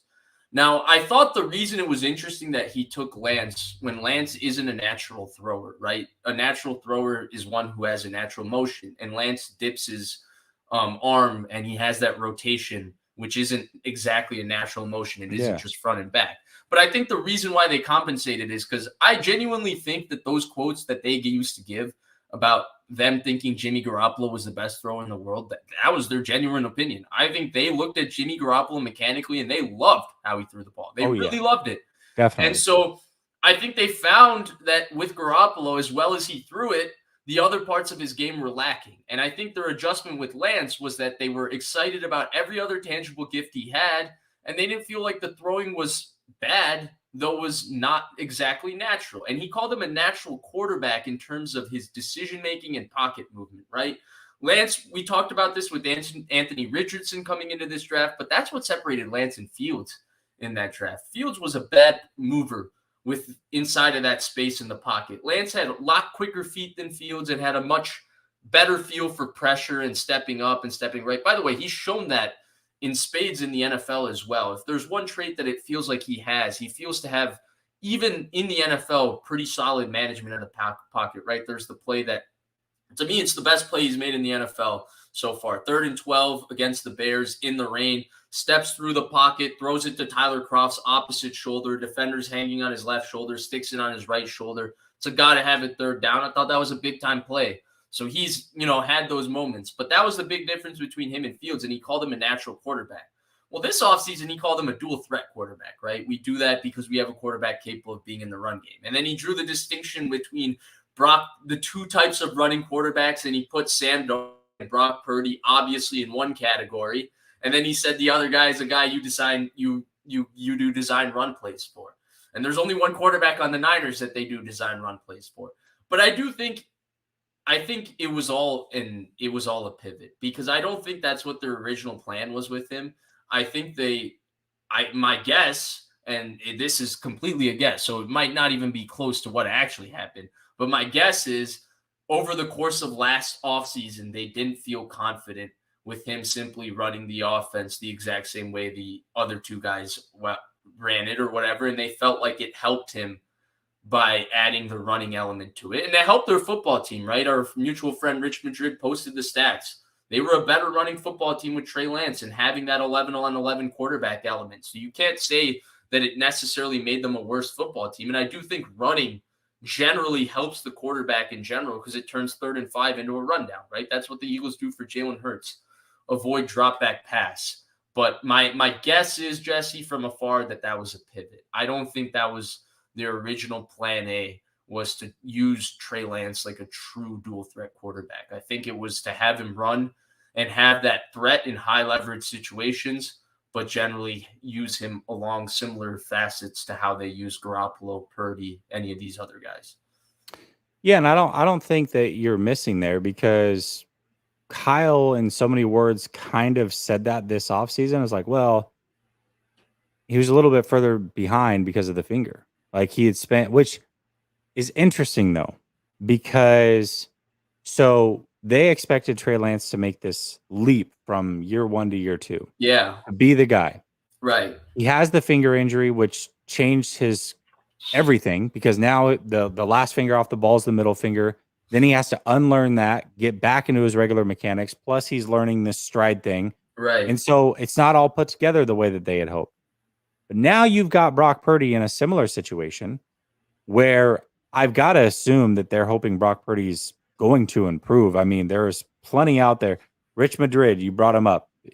He's got posts for days that'll show you where Brock Purdy needs to improve. Right. And it certainly Brock Purdy is admitted. Brock Purdy himself admitted Absolutely. He needed to work on those things. Yes. So now you've got a quarterback who is coming off of a different injury, but much the same, probably is not going to take this massive leap year 1 to year 2 because of this injury, but you're relying on him most likely to be your guy.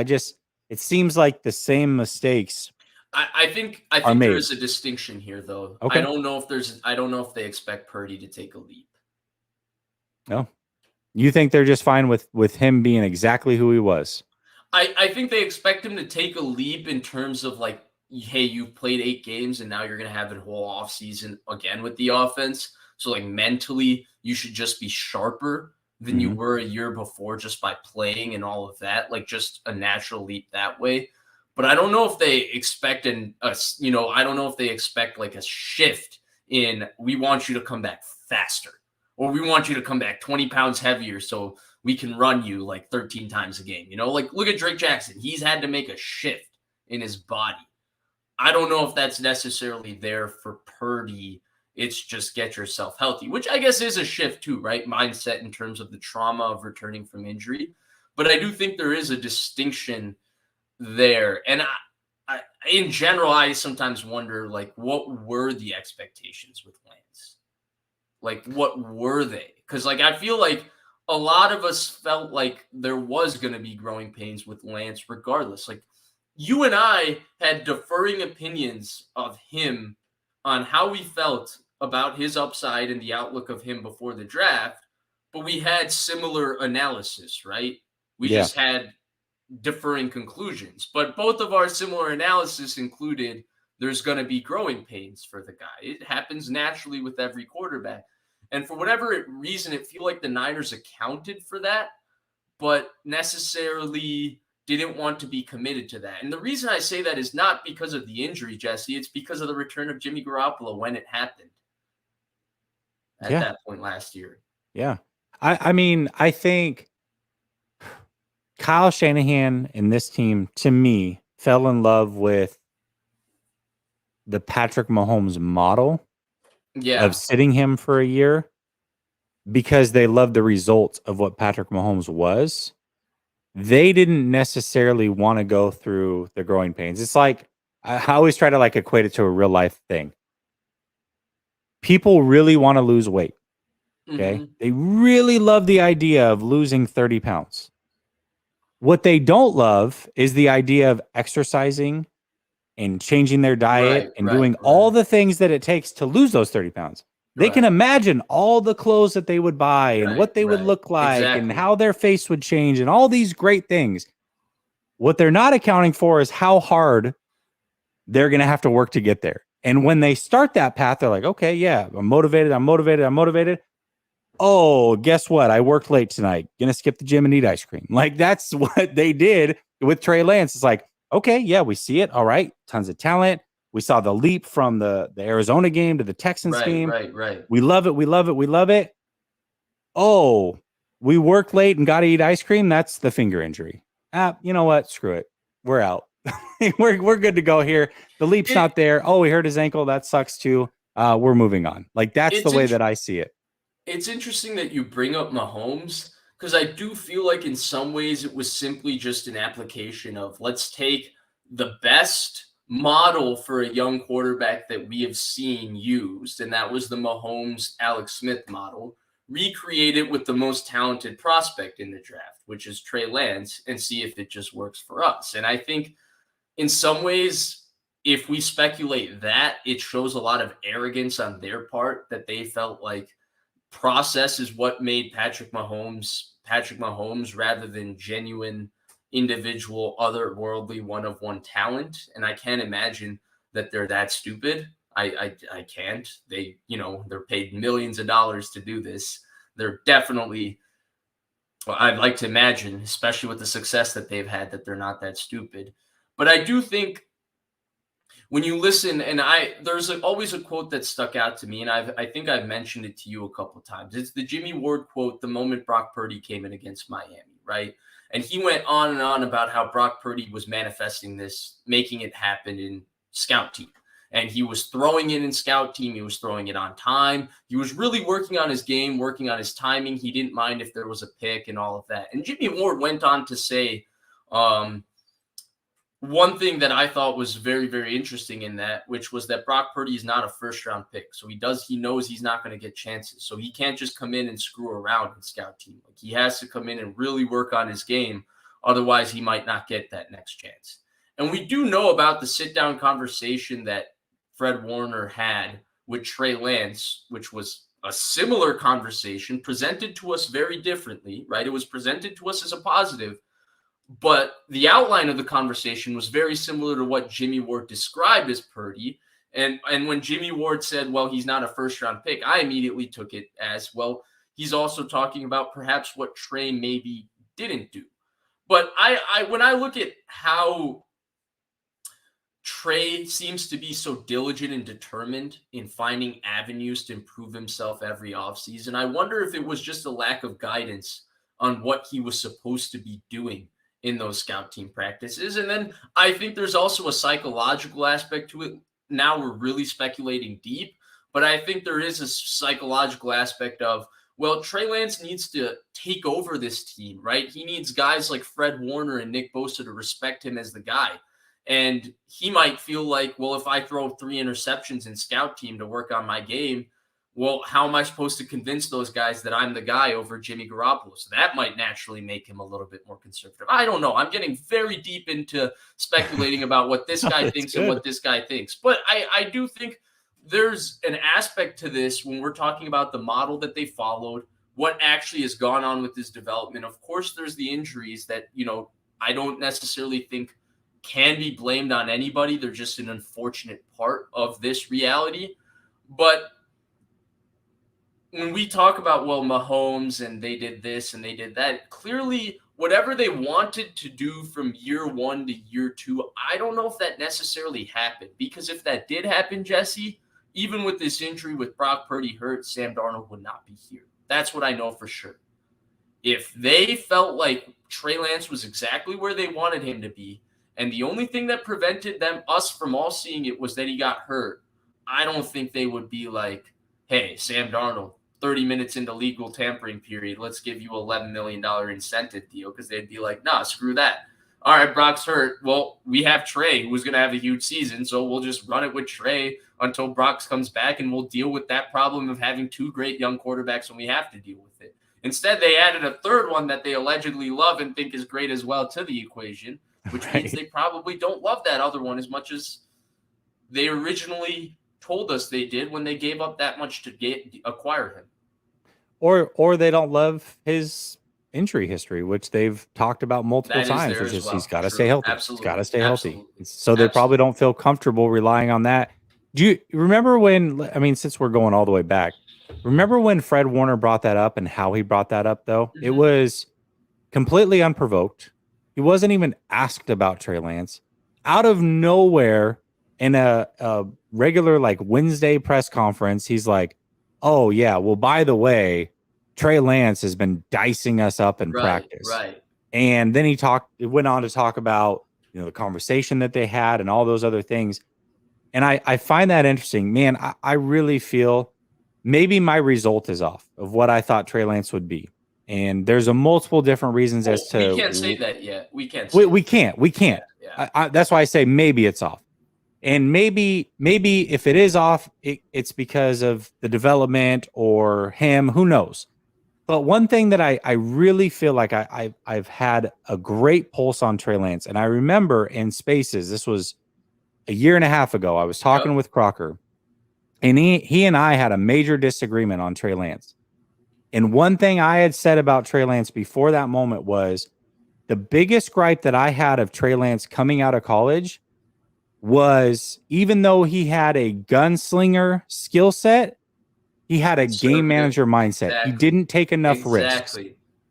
And I felt like it's amazing that you bring that up. It's amazing you bring that up. I had the same exact conversation with Crocker. I don't know if you remember. After Trey Lance got drafted, Croc told me to go watch Josh Allen in college. So I watched like 5 games of Josh Allen in Wyoming. He watched them, and then we came and did a Josh Allen Trey Lance comparison. And I hated the comparison. I think you remember this. I hate the Trey Lance Josh Allen comparison. It doesn't make sense. For this exact reason, I think there's a recklessness to Josh Allen's games that's a gift and a curse. And I think there's a lack of recklessness to Trey Lance's game that's a gift and a curse. And that's why I went with the Dak comparison, more physically gifted Dak, because I think mindset-wise, that's where he is. And I think you're absolutely right when you bring that up. And by the way, in regards to the Fred Warner quote, because you're right, when he brought that up unprovoked, I do think that needs to be mentioned. I didn't do a good enough job mentioning that. He brought it up to display that there was some improvement, right? And there was improvement, right? The second half for Seattle. The video leaks were from that same week. Remember when the video leaks came out after the season of the arm angles? I don't know if they were from that week, because I clearly remember the video. Okay, so here's why I remember the video leaks being very clear. I think they were Tennessee Titan week, were they not? I could be wrong. Maybe. Anyway.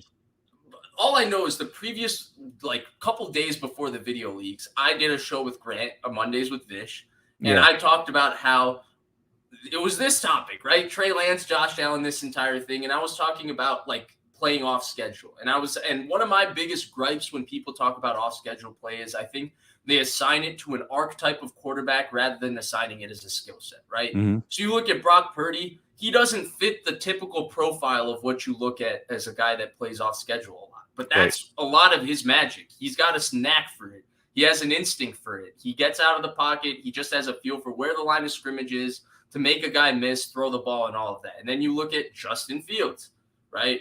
Great skill set to quote unquote Jalen Hurts, worst EPA in the league outside of the pocket passing. Why? He doesn't have a natural playmaking skill set, even though, yes, technically he's big, he's athletic, he has a strong enough arm. That's not what he does. And I remember mentioning that in that show about Trey Lance is something I hadn't seen him do naturally, consistently. And like with the creative arm angles and all of that. And next thing I know, a day later, this Stanford receiver puts it out, and this videos are just going through Twitter, and I look like the biggest idiot because he's doing exactly what I felt like I didn't see enough of from him in that video. But the point is, it was a positive, right? From there was an improvement from that second half against Seattle when he had to first come in and he grounded the 2-footer to George Kittle in the flat, to the Texans' second half when he ripped George Kittle down the seam with an absolute strike. Great throw, phenomenal throw. And then the flat throw taking Deebo Samuel right across the field. So, yeah, there was 100% an improvement. And I think that plays into something, right, that you project about Trey Lance with his mentality. Like, clearly he seems to take coaching well, right? Everybody who coaches the guy is like, he's the greatest guy in the world. So there's just something that's not operating here that's allowing everything to come together. And in my opinion, in this case, it's actually the Niners with the timeline. I think they're kind of restricting how it should come together rather than just letting it come together. Yeah, I still think the mistake comes back to day one, which was I really feel like he should have started day one. And they felt differently. And maybe if he hadn't have gotten injured, it would have played out differently. And that's what makes it hard is we'll never truly know what the right answer was. But, and I saw some people in the chat say, well, the 49ers were hesitant about Trey Lance. And they were right when they brought back Jimmy G. We saw how that played out. No, they weren't. Unless they won a Super Bowl, there was only one scenario, in my opinion, that the 49ers would have been right for playing Jimmy Garoppolo over Trey Lance. And that was winning a Super Bowl. Getting to an NFC championship is awesome in the moment, but that doesn't override the development of your next 10 to 15 years potentially. And that's what they did. They, in my opinion, they punted on his development, thinking, hey, we can always get to it next year. No big deal. And then he got injured, and you can't get to it next year. Just like we fans, when Harbaugh was around, thought, oh, this team's going to be competitive. Then we had an unforeseen mass exodus. Right. And it was gone. And like that, you just never know. If you have those moments, you have to take advantage of them. And the 49ers punted on that development, thinking they would get that chance again. They didn't get the chance, and now we may never get the chance. And they did it for what? To make sure that Jimmy Garoppolo, who they knew wasn't the guy when they drafted a guy to replace him, really wasn't the guy so they could make an NFC championship. It wasn't worth it. It just wasn't worth it. Yeah, if you really want to go there, I mean, we're going to probably hit the 2-hour mark that Kruger and I hit. But I think there's been a lot of misremembering of what went on before the draft and what our conversation was really like, right? At the end of 2020, I felt like the conversation, the reason, we talked about Matthew Stafford so much. Well, I talked about Matthew Stafford a lot. But, it ended up being the big prominent conversation was that the observation to many people was that it's not that the 49ers aren't a Super Bowl capable of making a Super Bowl with Jimmy Garoppolo. We didn't feel like they were capable of winning a Super Bowl with Jimmy Garoppolo. Then Shanahan has the infamous, I don't know if anybody's going to be alive presser, in which he mentions repeatedly that the 49ers traded up in the draft because they felt like they needed a starting quarterback, right? Not that they had a starting quarterback on the roster. They felt like they needed a starting quarterback. He pulls a complete 180 the moment they draft Trey Lance by then saying, instead of saying, I don't know Jimmy Garoppolo is going to be alive, that it's very hard for any quarterback to beat out Jimmy Garoppolo, blah, blah, blah. We expect him to still be the guy. Then it feels like Trey Lance is really, really pushing him through the first part of the offseason, which, by the way, is a trend with Trey Lance. The first part of the offseason is always really strong, and then it feels like the hype deteriorates over the course of the offseason. At least it's happened 2 times in a row. Let's hope it doesn't happen this offseason. But it feels like pushing him. We get to the pinnacle game, which, by the way, it lends itself into another storyline with the 49ers that I always like talking about, but nobody else really cares about anymore, which is the Brandon Aiyuk doghouse, but I'm going to mention it anyway. Yeah. And so we get to, the joint practices against the Chargers, right? Tim Ryan and Greg Papa tell us before the game that Jimmy Garoppolo is going to play. Then Lance is going to play in the starter, and then they're going to reinsert Garoppolo back into the game, right? Then Garoppolo throws the 3rd and 15 interception that bounces off of Brandon Ayuk's hands in that Chargers game, right? And that was the moment Aiyuk entered the doghouse. I sometimes wonder whose doghouse he entered. Maybe that's a conversation for another day, but that's when he entered the doghouse. And Lance comes in. He doesn't look too sharp with the ones, But then he has that great moment at the end of the half, right? He throws the slot fade to Trent Sherfield. And then the first drive of the second half, he makes one of the best throws he's made as a 49er to Travis Benjamin on the through route, right? Great play holding the Mike linebacker. Phenomenal. But in that moment, it felt like Jimmy, once again, it felt like that was Lance's last-ditch effort to win the job in 2021. Then they went forward with Jimmy. Shanahan said there were different points that they were thinking about replacing Jimmy. I do think there's some credence to that, but ultimately I felt like they really did stuck by Jimmy. And why do I say that? Because after Trey Lance playing about as well as he could possibly play in that second half against the Texans, they went back to old reliable, needing 2 surgeries, Jimmy Garoppolo at that point. So it felt like they were going to probably stick by Jimmy throughout that season, no matter what. Then we get to Lance being the starting quarterback, right, and anointed the guy, right? And that's where I think it's very interesting, because a lot of people look back and remember and they're like, well, the team was already ready. The team was already this. The team was already that. Those were conversations we were having at the time about Jimmy. We knew they could get to an NFC championship game, like you mentioned with Jimmy. That wasn't our doubt with Jimmy. It wasn't about whether the Niners could win the NFC West or get to the NFC championship game. It was about, could they win the Super Bowl? And ultimately, we found that out again 2 more times, that they can't win the Super Bowl with Jimmy. Whether they can win the Super Bowl with Lance, we have no clue.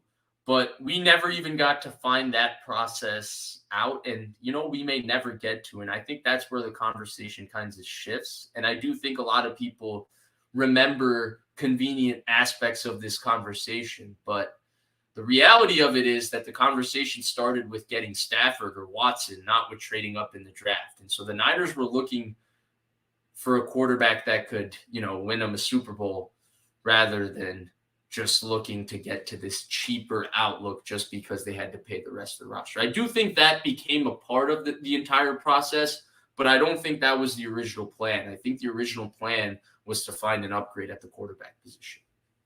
And I think that also is where some of the frustration comes in, is that I don't know if it's fair to say that they didn't have a plan, but it sure does seem like that plan has pivoted multiple times very, very quickly. Right. Because you're right. Even the day before the draft, remember, there was rumors about Aaron Rodgers coming here. They clearly preferred the veteran quarterback. They ended up going with Trey Lance, sat him for a year, hoped that it would work itself out. And now it's all about the cheap quarterback room. It's like, well, 3 years ago, that was not the case. You went after every veteran you could get. So now it's about the cheap quarterback, not the expensive, really good veteran. Okay. All right. I mean, I guess that's what it's about now. Yeah, if we had Zach Wilson, that who knows? Although, different circumstances, maybe that would have worked out well for Zach. Maybe Trey would have worked out well with the Jets. Who knows? So I do think in the Trey Lance, Zach Wilson conversation, I do have some system opinions that you and I have talked about already. Yeah.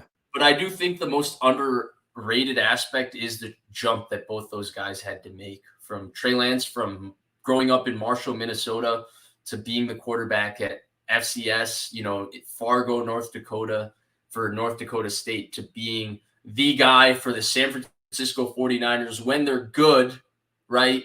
Like being that quarterback. I think a lot of people don't talk enough about the prestige that goes on there. And then Zach Wilson having to make the jump from BYU to New York City and having to deal with that. I do think when we're talking about, and the reason I identify with it so much is because I'm the same age as these people, and I've had to make career shifts very recently in my life, not to the same magnitude, but I know what a fish out of water I would be if you threw me in a new city without my family having to react to all of that. And I do think that's an underrated aspect in all of this that we don't talk about enough, right? One of the concerns with Justin Herbert before the draft was that he never left Eugene, Oregon, right? And people were like, what is he going to do if he goes to a new place? Well, I think as good as Herbert is and as good as the talent is, I think there was some benefit in him going to small-ass Chargers, which is like the 7th most relevant team in LA that nobody cares about. It allows him to be a little bit under the radar. And I think that's a psychological aspect that we don't necessarily talk about enough. And I'm sure it played into what happened to Zach Wilson, or maybe he just was never good enough. And I do think Trey Lance was open and honest with us just, a month ago or a couple weeks ago on how it affected him. Yeah, and I think, Zach Wilson, I've said it a million times, and I'll say it again with you on the show. I didn't like Zach Yeah, Wilson right, in this right, right. process. But even he, who is for 2 years shown me all the things that I thought he was, Right. I'm still not willing to write him off until I see that third year. That's just the way that I evaluate quarterbacks. Like, I'm not going to make a decision whether they're really good or bad until I get 3 years of 6 to 10 starts in each of those seasons. I need to see something before I write a quarterback off or crown them. And so when I'm evaluating Brock Purdy and I'm not willing to crown him after 8 games, it's the same way that I'm not willing to write off Mac Jones, who I didn't like, and Zach Wilson, who I didn't like after 2 seasons, because I just don't know. It's way too early in the process for me. So I can't say for sure what either side is. I really can't. So, oh, I didn't even read this. Official B-Name Music says, I'd be a little defensive too if I was Trey. You have QBs with great mechanics that throw interceptions habitually, but he's getting picked apart off of 3 games. Yeah, I mean, if he's reading social media, for sure. So I don't think it's social media. I don't either. I think there's a deeper psychoanalysis. I guess while we've been doing that on this show, my speculation is that he is at heart, he is somebody that wants to be a quarterback, right? You go listen to how his parents talk about his dream and how confident he was in making that dream happen when he was younger. Yep. I feel like his entire life, that's what he's always wanted to be. And he does everything to make himself a quarterback. And I wonder if the one criticism he's always gotten is about the throwing and the aesthetics of the throwing and how it looks. And he's so good and so diligent about working on it. But you could feel how somebody who wants that so bad, and that's how they envision themselves, and that's what they think they're being, constantly being told the same reason why they're not, how it could affect them with their psyche. And I think it's a little bit of a defense mechanism for him. It's just he doesn't like being told that. He doesn't believe. He's so confident in himself. He doesn't believe that that's a restriction on why he can't become a great quarterback. But he's also honest enough to work on it, right? So there's the two good aspects of it. And that's my impression of why I think he doesn't like that question. I think there's an internal conflict a little bit, though, too, Vish, because he was sent to a completely different quarterback camp who says, hey, you need to work on these things. And so he did. He's coachable. He obviously listens. He's willing to put in the work. And if that's what they're telling him, this is kind of an extension of the 49ers in a roundabout way. So he's going to listen.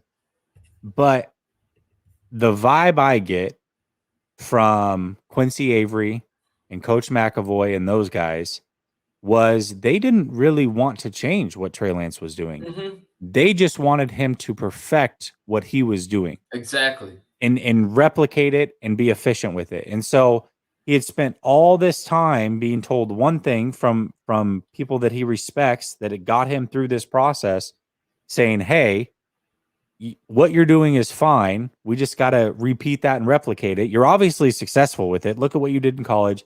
Look at your pro day. It was good enough for him to go to John Beck. He was the third pick in the draft at the end of the day, right? He was the third pick in the draft. The guy is clearly very talented. With rumors that the Falcons would have taken him at 4 if he had fallen. So there we go. Multiple teams liked him, and he was good enough to spend time with John Beck, and for John Beck to write him off and say, hey, Kyle, I like what I see here. I would take him as well. That has to be spoken about. This is another expert that got his hands on him, got him ready for a second pro day, and was basically Kyle Shanahan's trusted eyes because it was a COVID year and they could only do so many visits. And he signed off on him as well. And so all of that took place. Now he's being told to change this and work on this. And he's like, well, hold on. Like, it was good enough to get me here. I've been coached for years by these guys that told me, just replicate it. Be the best you can be with this. Let's work through it. And now I'm being told to change it. I'll do it because I want to be coached, but is it really right for me? Like, I'm used to this. So it's got to be conflicting for sure. Absolutely. Michael says, good show, fellas, on yours. And then he comes over to mine and says, good show, fellas. I appreciate it. All right, Vish, I'm not going to get into the other topics. Went exactly how I thought. I texted you. I said, hey, I've got a loose idea of these are the 5 topics. Most likely, we're not going to get to them all because we're going to go off on 50 different tangents because the conversation always flows naturally. So I'm going to end it here. I'm going to say thank you to everybody that was on Vish's channel. If you are there, make sure that you like and subscribe. Everybody that was over here at Last Second Sports, make sure you like and subscribe. And then flip-flop it, go to the other channel and do the same thing. Show us both love. Vish, that was awesome. An hour and 50 minutes. Much love to everybody in the chat. I'll be back soon. Peace.